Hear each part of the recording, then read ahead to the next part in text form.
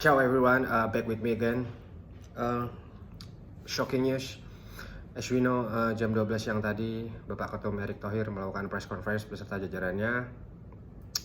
Unexpected, terlalu dini buat saya, terlalu cepat karena Coach Sintayong tidak akan melatih tim nasional lagi. It's mean PSSI mengakhiri kerjasamanya dengan Coach Sintayong.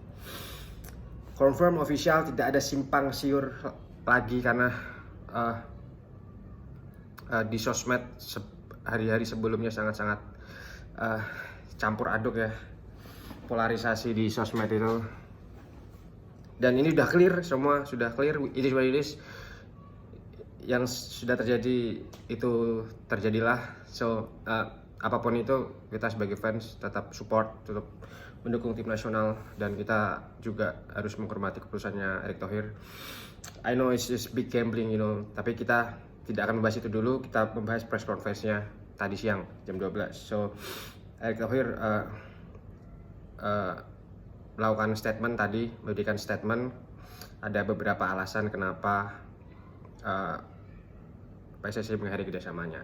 Ada dua yang saya akan saya mention, yaitu adalah tentang komunikasi yang diharapkan lebih baik untuk para pemain ya, apalagi pemain naturalisasi. Kemudian adalah ada strategi Sintayong yang tidak disetujui oleh para pemain. Itu yang disampaikan oleh Bapak Erick Thohir, dan ada sesi tanya jawab tadi, dan Pak Erick Thohir juga mention juga sudah menentukan pelatih yang akan mengganti Coach Sintayong, dan insya Allah tanggal 12 akan di-announce, which is itu hari Minggu ya. So kita tunggu saja, we'll see. Tapi nggak ada 1x24 jam sudah bocor itu pelatih baru siapa. Jadi gini, sebelum saya ke situ ya, kita sebagai fans kan expect tinggi kan. Kita tahu lah Erick Thohir itu punya networking yang sangat bagus, sangat luas di luar, apalagi di Eropa gitu kan. Kita expect Sintayong dalam tanda kutip diakhiri kerjasamanya gitu kan. Kita expect pasti penggantinya itu lebih proper, lebih bagus, lebih berpengalaman dari Sintayong. Itu kan wajar kan, sebagai fans sudah ekspektasi seperti itu. Tetapi realitanya event ini belum official ya, dan tanggal 12 itu seminggu lagi, tetapi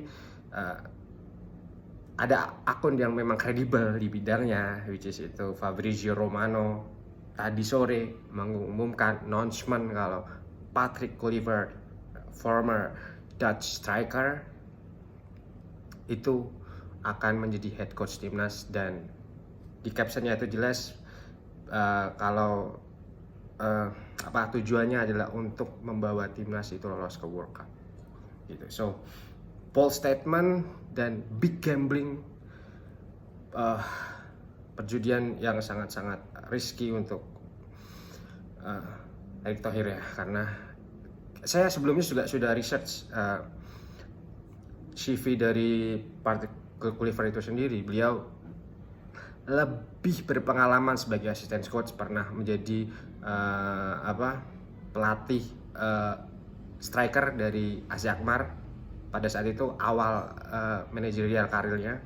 AZ Alkmaar, terus Brisbane Roar, Nijmegen, kemudian selama 2 tahun lebih menjadi asisten manajernya Louis van Gaal, kemudian sempat menjadi sporting directornya PSG 1 tahun, kemudian menjadi interim coach dari Curaçao, kemudian yang terakhir beliau menjadi pelatih Adana Demirspor, which is itu klub top tier dari Turki. Dan kita lihat statsnya, tadi saya lihat statnya beliau itu menurut saya kurang meyakinkan sebagai pelatih, karena saat melatih Adana Demirspor beliau mainkan 20 match, 8 kali menang, 6 kali kalah, 6 kali draw. Tidak ada setahun dipecat gitu. So secara CV memang tidak meyakinkan ya, karena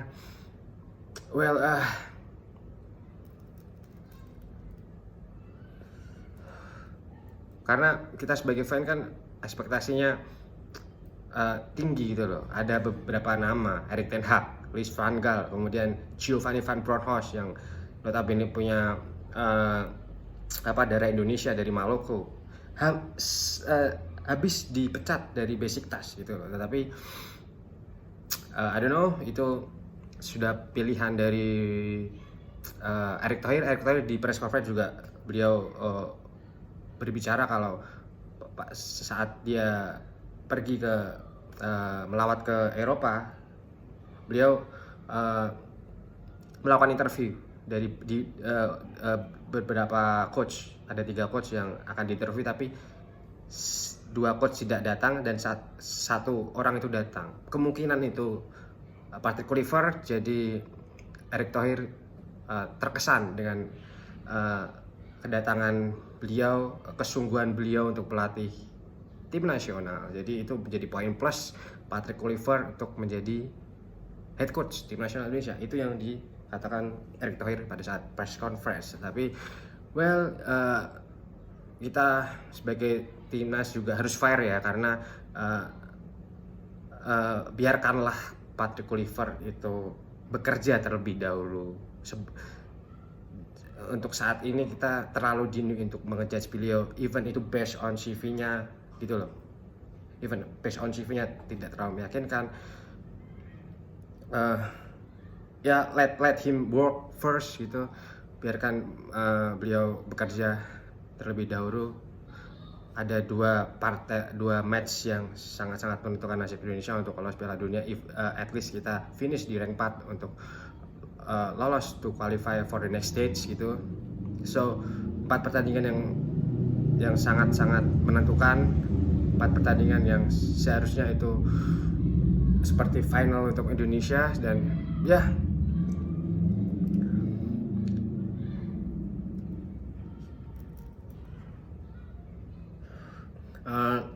dan saya berharap, I wish nothing but the best for timnas. 2,5 bulan itu waktu menurut saya sangat mepet, tetapi seharusnya bisa dimaksimalkan oleh Patrick Kluivert.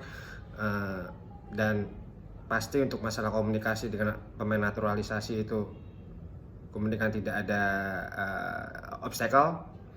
Dan juga pasti beliau juga pasti sudah punya visi dan misi, sudah punya preparation yang sangat proper, bagus untuk timnas gitu. So patut ditunggu. I'm very excited, I'm very looking forward untuk pemanggilan 26 atau 27 pemain nanti di bulan Maret, siapa saja yang akan dipanggil gitu kan. Karena ini pelatih baru, jadi mungkin 70-80% pemanggilan pemain akan beda dari pemanggilan yang sudah dilakukan STY sebelumnya. So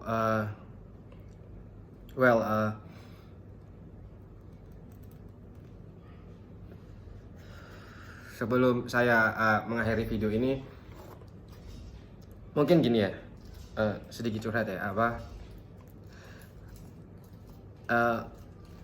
mungkin banyak pro dan kontra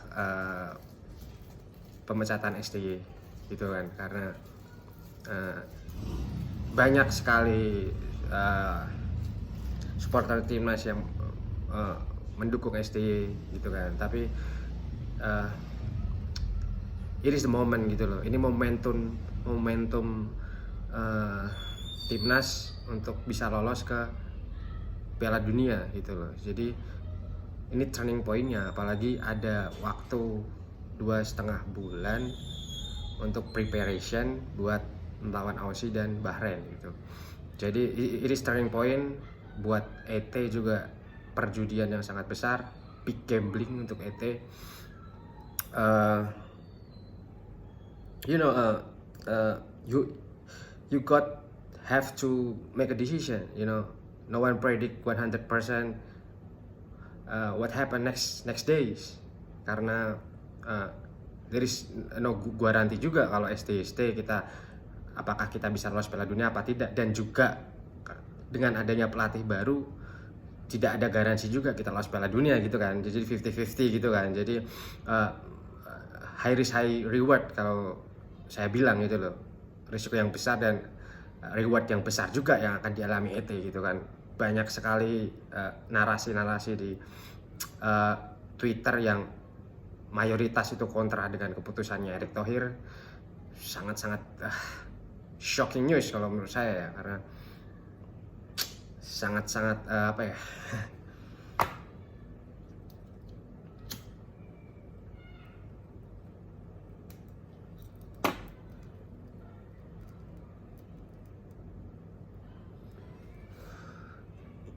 lebih ke hujatan personal ke Erick Thohir sih menurut saya.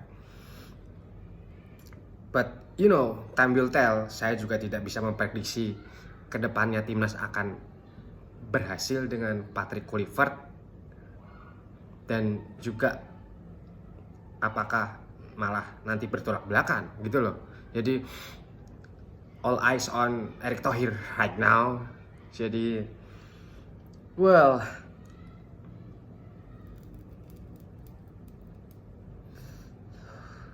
saya lebih baik di sini bersikap netral. Saya tidak pro ataupun kontra. Saya akan tetap mendukung apapun keputusan yang sudah dilakukan oleh Pak Erick Thohir sebagai Ketua Umum PSSI. Even nanti memang official Patrick Kluivert akan menjadi head coach, let him work gitu kan. Kita harus support dia 100% apapun itu. Dan ya saya berharap, terus berdoa, support untuk timnas. Semoga tidak ada obstacle, semoga tidak ada kendala untuk adaptasi dan lain sebagainya. So it's really big gambling, you know. I'm speechless.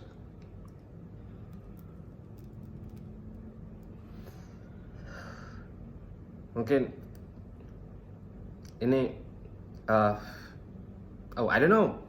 Pasti sebelumnya ET juga pasti sudah memikirkan ini secara matang-matang sih. Nggak mungkin sekelas ET melakukan perjudian yang sangat besar. Saya rasa tidak mungkin, itu tidak masuk akal. Dan saya rasa ini sudah keputusan yang sangat mutlak, karena menurut saya ya, despite itu nanti pelatihnya Patrick Kluivert ya, kita kesampaikan itu dulu. Bom waktu ini meledak pada saat after match lawan Cina gitu loh Kak. Tanya kenapa? Karena pada saat lawan Bahrain itu mental pemain udah, menurut saya udah down, karena last second kita harusnya menang, Bahrain mencetak gol. So puncaknya itu lawan Cina. Starting 11 you know lah, starting 11 60% berubah dari lawan Bahrain. Even Eliano Reinders yang tidak masuk DSP, yang katanya cedera dan lain, ternyata itu adalah faktor teknis, yaitu memang STY tidak memasukkan Eliano ke DSP itu. Dan Kapten Jay Izzes beralih tangan ke Asnawi, Tom Haye dicadangkan. Sangat-sangat gambling yang dilakukan STY. Dan puncaknya kita kalah 2-1, kemudian lawan Jepang kita dibantai 4-0. So mungkin itu menjadi dasar Erick Thohir berpikir kalau you know, STY is not the right one, you know what I mean, right?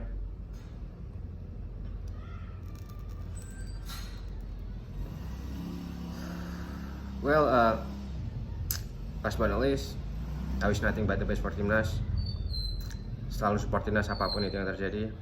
Selalu positive thinking. Saya percaya dengan resource yang ada, pemain kita yang ditambah oleh Romain yang semoga bisa bermain di bulan Maret. dengan squad materi yang kita punya, saya percaya kita bisa lolos ke, at least kita finish di rank 4. So well, thank you. I will see you on March lawan Aussie dan Bahrain. Semoga kita at least kita mendapat 4 poin, dan untuk penjaga asa kita lolos ke Piala Dunia. Thank you guys. Ciao.